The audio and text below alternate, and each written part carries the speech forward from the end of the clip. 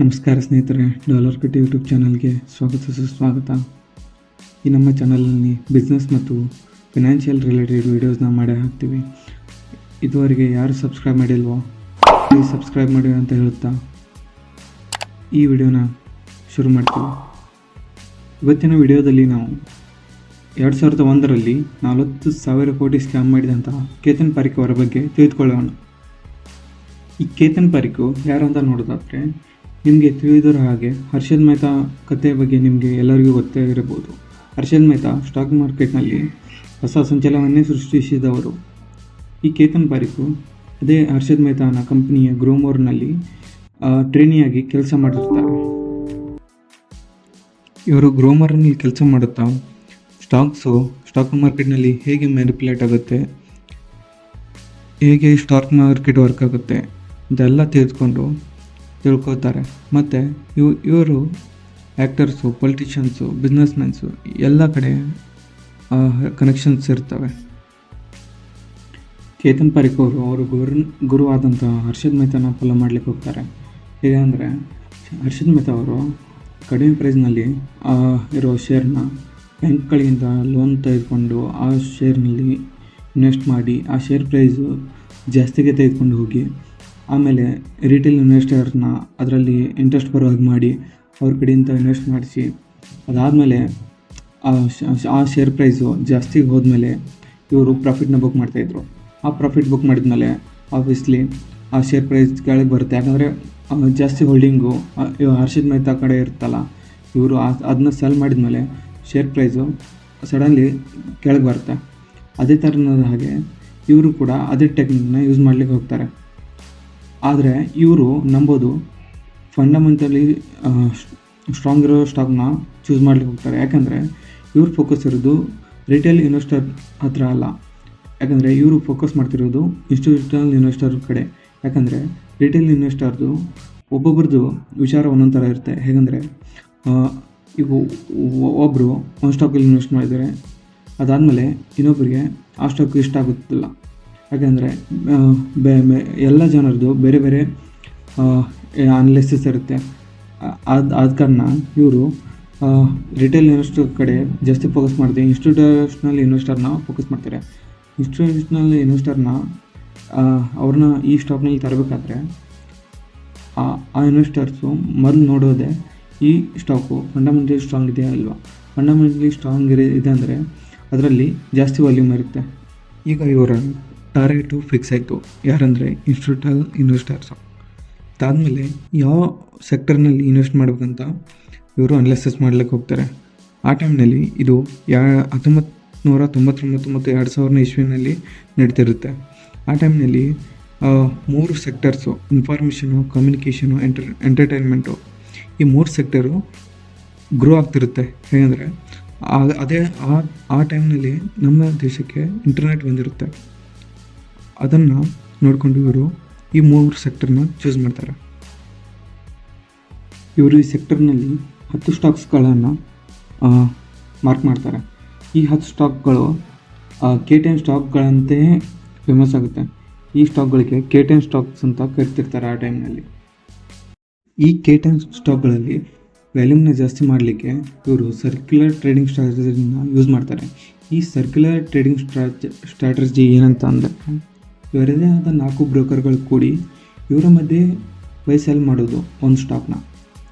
ಅಂದರೆ A trader B ಟ್ರೇಡರ್ಗೆ ಇವನ ಶೇರ್ಸ್ನ cell ಮಾಡೋದು, ಬಿ ಎನ ಎಲ್ಲ ಶೇರ್ಗಳನ್ನು ಬೈ ಮಾಡೋದು, ಮತ್ತು ಬಿ ಸಿಗೆ ಸೆಲ್ ಮಾಡೋದು, ಸಿ ಬಿದು ಬೈ ಮಾಡೋದು. ಹೀಗೆ ಇವರ ABC ನಡುವೆ ಇವರೇ ಬೈ ಸೆಲ್ ಮಾಡೋದ್ರಿಂದ ಆ ಸ್ಟಾಕ್ನಲ್ಲಿ ವಾಲ್ಯೂಮ್ ಜಾಸ್ತಿ ಆಗುತ್ತೆ. ಹೇಗೆಂದರೆ ಬೈ ಸೆಲ್ ಕೌಂಟ್ ಜಾಸ್ತಿ ಆದಂಗೆ ವಾಲ್ಯೂಮ್ ಕೂಡ ಜಾಸ್ತಿ ಆಗುತ್ತೆ.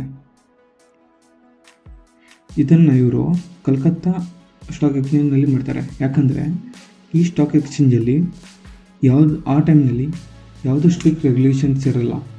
ಅದನ್ನು ನೋಡಿಕೊಂಡು ಇವರು ಒಂದೊಂದು ಸ್ಟಾಕಲ್ಲಿ 200% ರಿಟರ್ನ್ ಕೊಡುವಷ್ಟು ಇನ್ವೆಸ್ಟ್ ಮಾಡ್ತಾರೆ.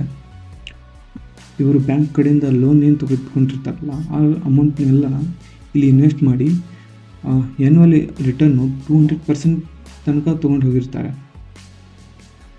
ಇದನ್ನು ನೋಡಿ ಇನ್ಸ್ಟಿಟ್ಯೂಟಲ್ ಇನ್ವೆಸ್ಟರ್ಸು ಇಂಟ್ರೆಸ್ಟ್ ತೋರಿಸಿ ಅವರು ಕೂಡ ಇನ್ವೆಸ್ಟ್ ಮಾಡಲಿಕ್ಕೆ ಮುಂದಾಗ್ತಾರೆ.